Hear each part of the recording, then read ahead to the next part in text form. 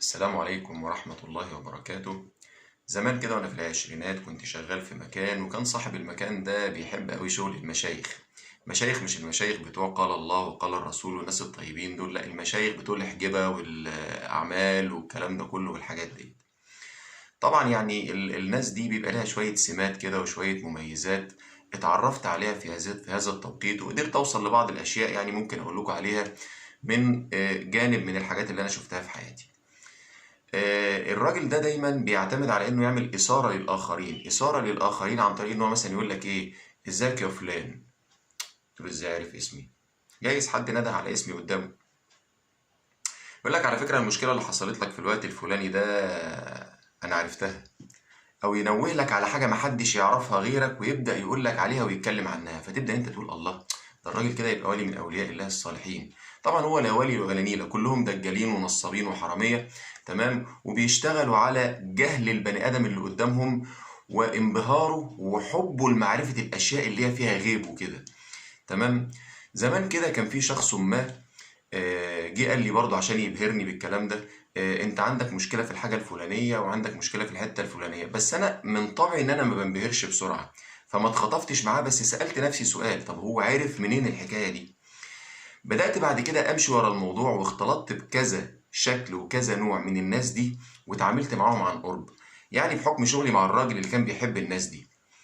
الناس دي يا جماعه بتعتمد على، زي ما قال مولانا الشيخ الشعراوي كده عليه رحمه الله، على حاجه اسمها الغيب الحاضر، وفي حاجه اسمها الغيب المستقبل. الغيب الحاضر ده اللي هو مثلا حاجة حصلت هي تغيب عن الشخص اللي بيتكلم ده، لكن انت عارفها بس.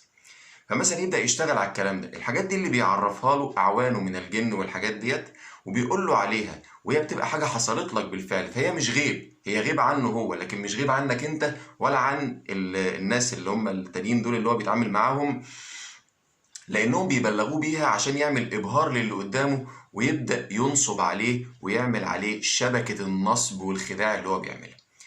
كان في واحد زمان كده برضه صاحبنا، كان ابنه شقي قوي وتعب ومطلع عينه، وبعدين راح لأحد المشايخ، فالشيخ قال له بص يا سيدي، ابنك ده خط على عمل كان واحد عامله لواحد تاني. تمام. وراح لشيخ تاني، هو اللي بيحكي لي يعني، فقال له نفس الكلام، وراح لشيخ تالت فقال له نفس الكلام، فهو خلاص اعتمد كده. طبعا ده كله نصب.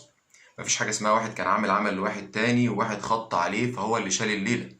ده هي بتبقى اسطمبة، هم حافظينها بيقولوها زيهم زي بعض. اسطمبة. ابن صاحبي ده كان مش متربي اصلا، كان محتاج يتربى من اول وجديد. ابوه كان مدلعه، كان تلفان، فعشان كده كان شقي، ده امر طبيعي. اما ان انت تروح للشيخ عشان ابنك شقي وانت ما ربيتوش، طب ما تربيه اولى.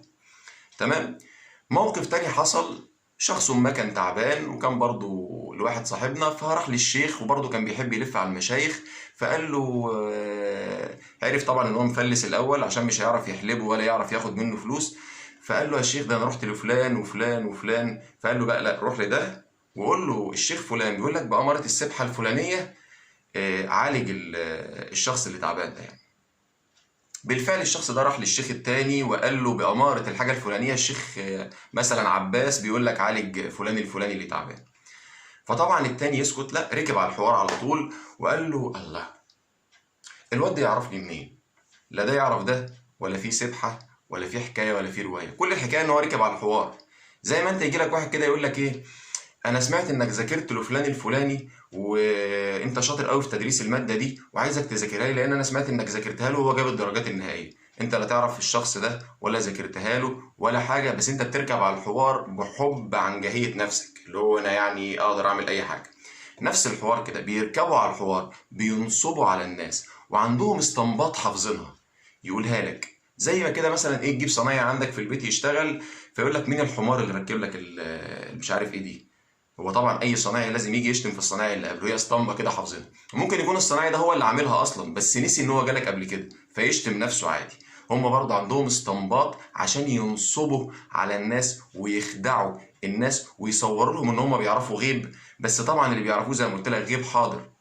الموقف اللي بعد كده، واحد تاني صاحبي برضه كان قاعد مع واحد برضه من اياهم دول على قهوه، وقال له واخد بالك يا فلان، العربيه الحنطور دي العجله دي هتقع دلوقتي. طب ده عارف الغيب المستقبل ده منين؟ هو ما عرفوش، هو كل الحكايه ان هو ساهم في ان هو يعمل العجله دي عن طريق اعوانه من اللي هم يعني ربنا يعزنا منهم. تمام. فيا جماعة الناس دول كل شغلهم على الخداع وعلى الإبهار. هو لا بيقدر يفك عمل ولا يقدر يفك سحر ولا يقدر يعمل أي حاجة. هو كل الحكاية تجيله ياخد منك فلوس، تجيله ياخد منك فلوس عشان يقول لك أنا أصلا بطلعهم لله، أصلا أنا باخد الفلوس دي بذبح بيها ذبايح وبطلع اللحمة دي لله، أصلا أنا كذا أصلا أنا كذا أصلا أنا كذا، عشان يصور لك قد إيه هو راجل واصل وقد إيه معرفش إيه واديني العهد على إيدك يا مولانا والكلام ده كله. كل دول نصابين ودجالين. طب الحل ايه للقصه دي؟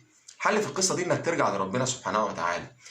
اي انسان بعيد عن ربنا لازم الحاجات دي ممكن تصيبه، في سحر في سحر، في حسد في حسد، الحاجات دي كلها مذكوره في القران وربنا ذاكرها. طب عشان نحمي نفسنا من الحكايه دي ايه؟ اولا تحافظ على صلواتك في موعدها، اذكار الصباح والمساء تقولها، تبدا ان انت تحصن نفسك بالحاجات دي، فدايما يبقى لسانك رطب بذكر الله. طول ما انت لسانك رطب بذكر الله هتبقى دايما في معية الله. اللي في معية الله لا يمكن تصيبه الحاجات دي. مين بيصيبه الحاجات دي؟ اللي هو بعيد عن الله سبحانه وتعالى. كل ما ابتعدت كل ما بقى سهل جدا انك تصيبك الحاجات دي. كل ما اقتربت من الله كل ما صعبت على هذه الناس وعلى هذا يعني وعلى الناس دي والاشخاص دي انها تؤذيك او انها تسبب لك اذى. دعاء مولانا الشيخ الشعراوي قاله للحماية من السحر والحسد والحاجات دي، كانوا هم قعدوا يحاولوا يوصلوا لدعاء من يعني المصدر بتاعه القرآن عشان يحمي الناس من السحر. الدعاء ده كانوا بيقولوا فيه لو حد عايز يكتبه: اللهم إنك قد أقدرت بعض خلقك على السحر والشر. اللهم إنك قد أقدرت بعض خلقك على السحر والشر، ولكنك احتفظت لذاتك بإذن الضر، فنعوذ بما احتفظت به مما أقدرت عليه بحق قولك وما هم بضارين به من أحد إلا بإذن الله. اللي عايز يا جماعة يخش على حلقات الشيخ الشعراوي يشوف الدعاء ده ويتأكد منه هيلاقيه موجود، والشيخ الشعراوي قايله بالنص زي ما أنا قلته لك كده. ما تصدقش في أي دجال، ما تقتنعش إن أنت معمول لك عمل ولا معمول لك سحر. جايز أنت اللي مقصر في حق نفسك، جايز أنت اللي مهمل في حق نفسك وعشان كده حصلت لك مشكلة. مش لازم يكون حد عمل لك عمل ولا حد عمل لك سحر. دايما يرموا لك الوهم، تلاقيه مثلا معدي كده من الناس اللي بيقعدوا يقول لك نشوف الطالع وما اعرفش ايه، يقول لك انت عندك مشكله في حياتك. طب ما كلنا عندنا مشاكل في حياتك بس هتتحل قريب. يجي للبنات يقول لها على فكره انت في واحده صاحبتك وبتحسدك. طب ما كل البنات عندهم ظن دايما ان في واحده صاحبتها بتحسدها، عادي جدا، بس هو بيقول لك حاجه تمس عندك وتر موجود جواك. انت عشان تتجنب الحكايه دي لازم انك تبدا ما تتعاملش معاهم. لما تلاقي حد من الناس دي تعامل معاه عادي جدا، ولكن ما تقربش منه ولا تحاول تختلط معاه.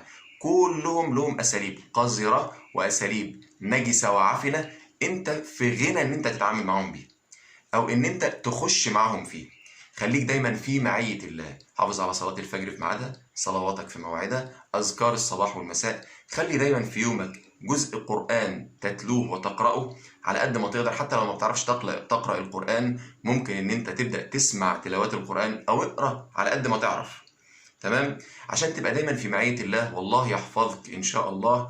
دي كانت حلقتنا، يا رب تكون عجبتكم. ما تنسوش ان شاء الله اللايك والشير والاشتراك او السبسكرايب في القناة.